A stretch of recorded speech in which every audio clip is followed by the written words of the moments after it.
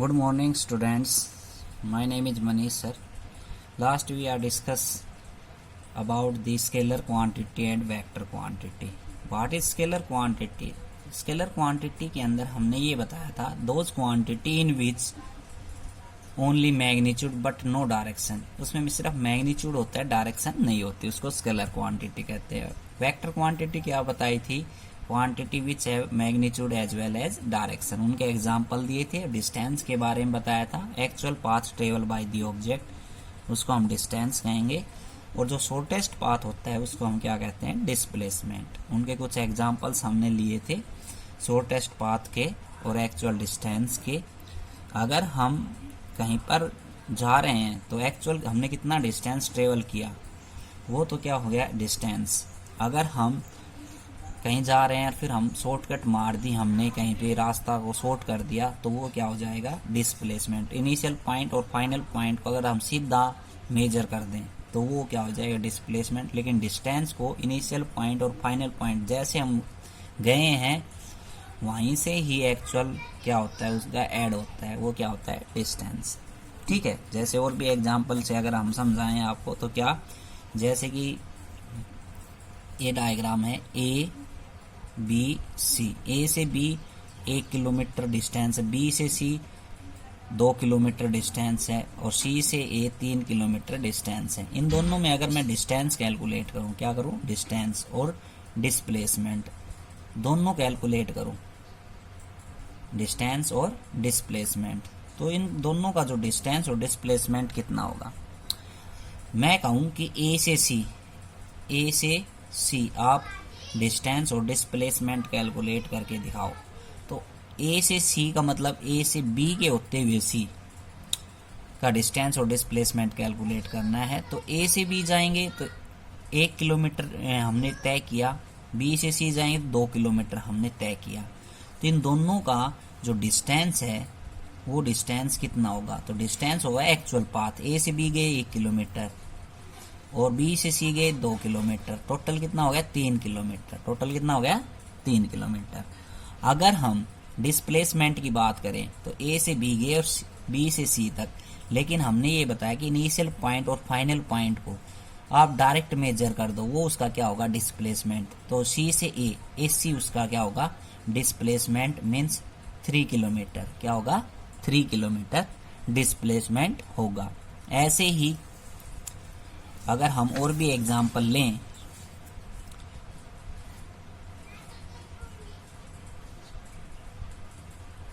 ये ए पॉइंट हो गया, ये बी पॉइंट होगा, ये 1 किलोमीटर, ये 1 किलोमीटर, ये 1 किलोमीटर. प्रत्येक डिस्टेंस हमने 1 किलोमीटर मान लिया.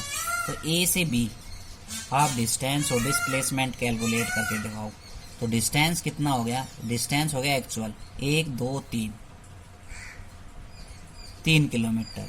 लेकिन डिस्प्लेसमेंट की बात करें तो डिस्प्लेसमेंट को हम इनिशियल पॉइंट और फाइनल पॉइंट को डायरेक्ट मिलाएंगे, वो कितना हो गया? ए से बी एफ बी क्या हो गया? इसका डिस्प्लेसमेंट हो गया. और इसको हम कैसे करेंगे? तो हम पाइथागोरस प्रमेय से कर सकते हैं, ट्रायंगल बना के. एक ये ट्रायंगल ले ली, तो यहाँ से ये हमें पता है 1 किलोमीटर है, ये भी डिस्टेंस अगर हम मान ले 1 किलोमीटर है तो ये डिस्टेंस हम कैलकुलेट कर सकते हैं. तो यहाँ पे एक्चुअल क्या होगा? ए से भी जितना भी डिस्टेंस हो वो उसका क्या हो गया? डिस्प्लेसमेंट. मेरा घर, अगला एग्जाम्पल है, अगर घर स्कूल से 10 किलोमीटर है तो मैं यहाँ से चलता हूँ और वापिस मैं यहाँ से घर आ जाता हूँ, तो मैंने कितना डिस्टेंस और डिस्प्लेसमेंट ट्रेवल किया? तो डिस्टेंस कितना हो? 10 आने का और 10 जाने का, कितना हो गया? 20 किलोमीटर.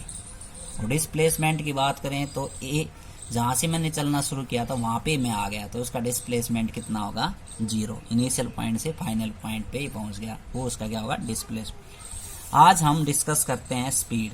तो स्पीड हमने कल बताया था. स्पीड क्या होता है? डिस्टेंस अपॉन में टाइम. क्या होती है स्पीड? स्पीड का मतलब क्या होता है? जैसे कि मोटरसाइकिल की स्पीड मेजर करते हैं तो उसके अंदर डिवाइस लगी होती है ओडोमीटर, स्पीड मेजरमेंट करने के लिए. ऐसे ही स्पीड मेजरमेंट करने के लिए बस के अंदर डिवाइस लगी होती है। तो स्पीड का मतलब क्या होता है, एक्चुअल जो डिस्टेंस हमने ट्रेवल किया पर यूनिट टाइम के हिसाब से वो उसकी क्या कहलाएगी, स्पीड कहलाएगी। एस यूनिट क्या होती है स्पीड की, मीटर पर सेकंड। डायमेंशनल फॉर्मूला क्या होता है, एल टी माइनस वन, क्योंकि डिस्टेंस को डायमेंशन में एल से मेजरमेंट करेंगे, जितने भी डिस्टेंस है उनको एल से मेजरमेंट करेंगे, टाइम को टी से, तो एल अपॉन में टी ऊपर लेके जाएंगे तो एल टी माइनस वन हो जाएगा। आज हम स्पीड के टाइप्स पढ़ते हैं। तो 4 टाइप्स होते हैं स्पीड के। एक होता है यूनिफॉर्म स्पीड।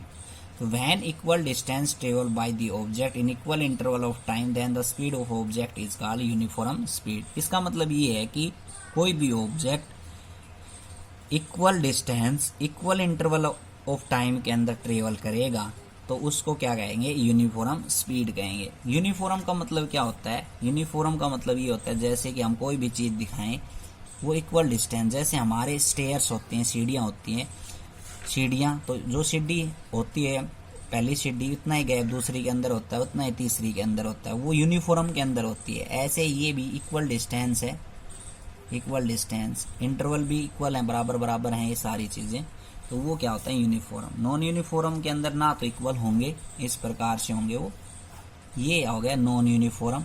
ये डिस्टेंस अलग है, ये डिस्टेंस अलग है, ये इंटरवल अलग है, तो इक्वल इंटरवल नहीं है, तो ये हो गया नॉन यूनिफॉर्म। तो यूनिफॉर्म नॉन यूनिफॉर्म का मतलब समझ में आ गया होगा। तो कोई भी object equal distance in equal interval of time के अंदर ट्रेवल करता है वो क्या कहलाती है, उसकी यूनिफॉर्म स्पीड कहलाती है। अब एग्जाम्पल से समझते हैं। हमने डिस्टेंस और टाइम ले लिए, ठीक है। अब हमने कोई भी एक ऑब्जेक्ट या एक car moving on A state road, एक कार है स्टेट रोड के अंदर जा रही है, तो उसने 2 किलोमीटर ट्रेवल किए, उसने समय लिया 2 मिनट का। अगले 4 किलोमीटर के लिए उसने लिए 4 मिनट, अगले 6 किलोमीटर के लिए 6 मिनट, अगले 8 किलोमीटर के लिए 8 मिनट। इसका मतलब ये हुआ 2 किलोमीटर ट्रेवल कर रही है तो 2 मिनट बढ़ रहे हैं, अब 4 हो गए तो उसके 2 मिनट और बढ़ गए, 6 कर रहे हैं तो 2 मिनट और बढ़ गए। इसका मतलब ये है कि सभी टाइम इंटरवल उनके क्या है, सेम। टाइम इंटरवल सेम है, डिस्टेंस सेम है, डिस्टेंस का इंटरवल भी क्या है, सेम।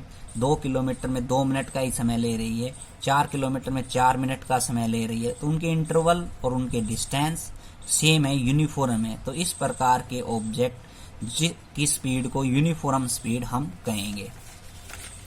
अगर हम इसके ग्राफ की अगर बात करें, किसकी बात करें, ग्राफ की, तो कोई भी हमने ये इंटरवल ले लिए 2, 4, 6, 8, ग्राफ हम इसका बनाएंगे तो ग्राफ कैसे बनेगा ये आपको पता है। एक साइड हम क्या ले सकते हैं, टाइम, और दूसरी साइड हम क्या ले सकते हैं, डिस्टेंस। तो देखो अगर इंटरवल लेंगे 2 तो यहाँ पे भी क्या मिलेगा 2, यहाँ 4 तो यहाँ पे भी क्या मिलेगा 4, और यहाँ 6 तो यहाँ पे भी क्या मिलेगा 6। तो ये जो पॉइंट्स बनते चले जाएंगे वो इस प्रकार से बनेंगे, और जो ग्राफ है हमारा वो कैसे आएगा, एकदम स्ट्रेट लाइन ग्राफ आएगा। कैसे आएगा, स्ट्रेट लाइन ग्राफ आएगा। तो ये उसका ग्राफ है। तो कोई भी ऑब्जेक्ट जो है एक सीधी रेखा के अंदर चल रहा है, इक्वल इंटरवल ऑफ टाइम के अंदर और इक्वल डिस्टेंस के अंदर, उसको हम यूनिफॉर्म स्पीड कहते हैं। और यूनिफॉर्म स्पीड के डिस्टेंस टाइम ग्राफ हैं। ग्राफ आगे भी हमने बना रखे हैं, फिर भी हम यहाँ पे समझते हुए चलेंगे। सेकंड नंबर पे जो स्पीड की टाइप्स आती है वो होती है वेरिएबल और non uniform speed. Non uniform का मतलब हमने समझा दिया, वेरिएबल का मतलब विभिन्नताएं, अलग अलग विभिन्नताएं आती हैं स्पीड के अंदर। वो कब आएंगी, अगर वो ही कार अगर एक रश एरिया के अंदर हम चलाएं, भीड़ भाड़ इलाके के अंदर, तो कभी उसकी स्पीड बढ़ेगी, कभी उसकी स्पीड घटेगी। तो इस प्रकार की जो स्पीड बढ़ती घटती है उसको नॉन यूनिफॉर्म स्पीड कहते हैं। तो देखो, if N object travel equal distance in unequal interval of time and vice versa, इसका मतलब ये है कि कोई भी ऑब्जेक्ट अपना डिस्टेंस ट्रेवल करता है तो इक्वल डिस्टेंस ट्रेवल करेगा but unequal interval of time. उसमें इक्वल इंटरवल ऑफ टाइम था, इसमें equal interval unequal interval of time है। या फिर ये कह रहा है वाइस वर्सा का मतलब इक्वल इंटरवल ऑफ टाइम होगा तो अनइक्वल डिस्टेंस होगा। एक चीज अनइक्वल रहेगी, एक चीज क्या रहेगी, इक्वल। उसको हम क्या कहते हैं, नॉन यूनिफॉर्म स्पीड कहते हैं। तो एक चीज अनइक्वल रहेगी, एग्जाम्पल से समझते हैं। तो हमने डिस्टेंस लिया 3 किलोमीटर, ऑब्जेक्ट ने 2 मिनट के अंदर ट्रेवल किए, 5 किलोमीटर 1 मिनट के अंदर ट्रेवल किया, फिर 7 किलोमीटर 2 मिनट के अंदर ट्रेवल किए, फिर 9 किलोमीटर 3 मिनट के अंदर ट्रेवल किए। ठीक है, तो इसका मतलब क्या हुआ, 2 मिनट यहाँ पे 1 मिनट कहीं 2 मिनट फिर 3 मिनट ले रहा है। तो समय के अंदर जो इंटरवल्स हैं, समय के अंदर जो अंतराल है वो क्या है, अलग अलग है। तो लेकिन डिस्टेंस है इक्वल अमाउंट में ट्रेवल कर रहा है, पहले 3 फिर 2, सभी में 2 2 का गैप है, सभी इंटरवल क्या है, सेम है। ठीक, इसको हम क्या कहते हैं, नॉन यूनिफॉर्म स्पीड। जैसे ग्राफ की अगर बात करें तो ग्राफ की बात करें तो उनका ग्राफ कैसा आएगा, तो हम ग्राफ बना के देखेंगे। तो अगर हमने यहाँ पे ले लिया टाइम और यहाँ ले लिया डिस्टेंस, ठीक, टाइम और डिस्टेंस अगर हम यहाँ लेते हैं तो देखो इंटरवल हम लें टाइम के, तो ले लिए 1, फिर ले लिया 2, फिर ले लिया 3, फिर ले लिया 4, इधर ले लेंगे हम ऐसे ही 2, 4 और 6 और 8, ये इंटरवल हमने ले लिए। तो यहाँ पे देखो x डिस्टेंस जो है, डिस्टेंस को x से रिप्रेजेंट किया है, यहाँ पे 3 है, कितना है 3, तो 3 यहाँ पे आएगा। और टाइम कितना है 2, तो टाइम कितना 2, तो ये पॉइंट यहाँ बन गया, ठीक है। इस प्रकार से x 5 है, x कितना 5, तो 5 यहाँ पे बनेगा नियर अबाउट, और 1, तो 1 यहाँ बनेगा, तो यहाँ पे ये आ गया ये पॉइंट, ठीक है। उसके बाद 7 है डिस्टेंस, 7 मतलब यहाँ पे आ गया 7 डिस्टेंस, और टाइम है 2, तो 2 टाइम है, तो ये पॉइंट यहाँ आ गया। तो ये देखो ग्राफ कैसे बनेगा, इस प्रकार का ग्राफ आएगा, मतलब कि स्ट्रेट लाइन ग्राफ नहीं आएगा। तो ये कैसे, नॉन यूनिफॉर्म स्पीड। उसके बाद आता है एवरेज स्पीड। एवरेज स्पीड क्या होती है, एवरेज स्पीड का मतलब होता है total distance upon the total time. It is the ratio of the total distance travelled by the object to the total time taken is called average speed. Average speed का मतलब होता है total distance, कोई भी object ने total distance total time के अंदर travel किया, वो उसकी क्या कहलाएगी, एवरेज स्पीड कहलाएगी। अब इसका एक एग्जांपल हम समझते हैं, टोटल डिस्टेंस और टोटल टाइम का एक एग्जांपल लिया। Let an object travel a distance, कोई भी ऑब्जेक्ट ने डिस्टेंस ट्रेवल किया, वो डिस्टेंस हमने मान लिए न्यूमेरिकल की बजाय हमने वर्बली या वर्ड्स के अंदर मान लिए। S1, S2, S3 सभी क्या है डिस्टेंसेज टाइम के अंदर, T1, T2, T3, मतलब S1 डिस्टेंस उसने ट्रेवल किया T1 टाइम के अंदर, S2 डिस्टेंस ट्रेवल किया T2 टाइम के अंदर, और S3 डिस्टेंस ट्रेवल किया T3 टाइम के अंदर। तो टोटल जो